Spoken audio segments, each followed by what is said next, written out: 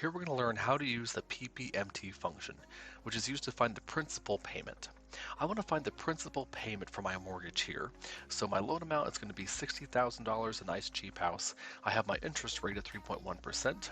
I'm paying it off over 20 years, and I already have my monthly payment right now. So I want to find how much of that monthly payment is going to the principal amount.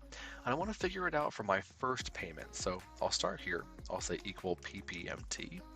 This function has similar arguments to my PMT function, except it has one additional one. So my interest rate is going to be the rate argument here. So my interest rate divided by 12.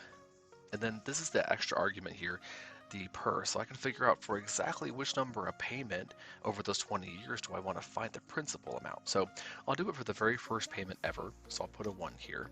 And then my NPR is going to be the total number of payments that I'm making over the 20 years. So I would take this 20 and multiply it by 12.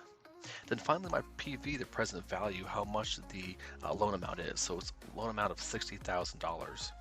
Close it out. And so out of that 335, only 180 is going towards the principal. The rest is going towards interest. So now I want to see what it would be further along in my payment calendar. I'm going to come in here and say, let's see, 20 years of monthly payments would be 12 times 20. So let's find it out for that very last payment here, 240 payments later. It should be closer to my payment amount because I'm paying more and more towards the principal and less towards interest. Push enter. And there we are. So 334.90 is going towards my principal. And this is how we use that PPMT function.